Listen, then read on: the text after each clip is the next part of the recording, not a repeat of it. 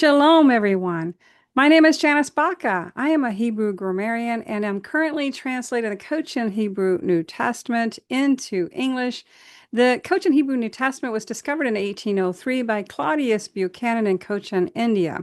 At that time, Cochin, India was a major trade route during the time of the disciples in the first century. And it has some pretty remarkable markers. Of course, one I would like to share with you during this very short teaching is a marker about the 144,000. And I'm going to show you who the 144,000 are. The verses that I plan on sharing with you today are specifically out of the Scroll of Mysteries, the Cochin Hebrew Revelation, which we have translated and now published.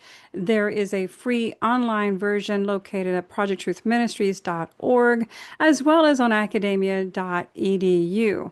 And of course, you can also purchase the book at amazon.com. So we're going to look specifically at Revelation 7, verse 4 in the Cochin Hebrew Revelation. And it says, He said, Don't damage the earth, nor the sea, nor even a tree, until I give a mark upon the foreheads of the servants of Jehovah. Now, that mark upon the forehead is literally, it says, Tav al mitzchot. Tav means mark, and it says mark upon the foreheads. And of course, the servants of Jehovah is the servants are Avdei. So this can be men and women, or it can be men. But we can compare that to Joel chapter 2:29, where it says the servants of Jehovah are both men and women. So this Tav meets Hot actually will connect us then directly to Ezekiel 9, 1 through 5. So we will begin with Ezekiel 9, verse 4. Go through the midst of the city, through the midst of Jerusalem, and put a mark upon the foreheads of the men who sigh and cry over all the abominations that are done within it. To the others he said in my hearing, Go after him through the city and kill. Do not let your eyes spare, nor have any pity. Utterly slay old and young men, maidens, and little children and women. But do not come near anyone on whom is the mark, and begin at my sanctuary.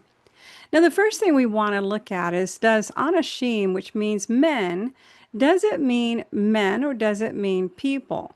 In other words, it can be masculine plural or what we call common plural. So it can be either men or people. So we want to go and compare Ezekiel to Ezekiel. Now, when you see go after him through the city and kill, do not let your eyes spare, nor have any pity, utterly slay old and young men, maidens, and little children and women. Now, did you notice that he used him, which is third masculine singular for he or him, that he used it in a common singular manner for both the him of the men and of the women and the maidens?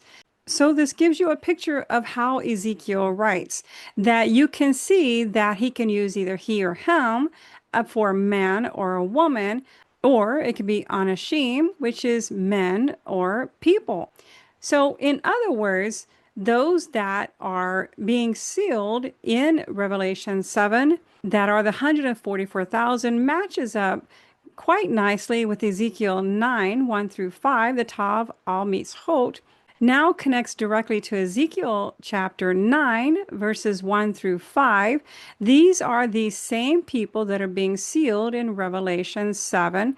And then we want to notice that Ezekiel sees the punishment that is coming upon Israel and Judah, which is in Ezekiel 9, verse 9. But the northern kingdom of Israel had fallen more than a century before Ezekiel wrote this prophecy. Therefore, this appears to be written for a future generation. So this hasn't happened yet. What does this mean exactly? In Revelation 7 and 14, we do not see anything that specifies that the 144,000 are men only. These are from the 12 tribes of Israel, and they're scattered throughout the world. And they are men, women, and even possibly children, because the grammar doesn't tell us any differently. Then it directly connects us with Ezekiel 9, which also shows us that this is men, women, and possibly children who were sealed. And so therefore, these in Ezekiel 9 has an appearance of being the 144,000 that are taken into Jerusalem or either called into Jerusalem for the time of their sealing, and they are the 144,000. For more teachings, be sure to follow me on YouTube channels at Janice F. Baca _translator and Project Truth Ministries, as well as check out our website at projecttruthministries.org.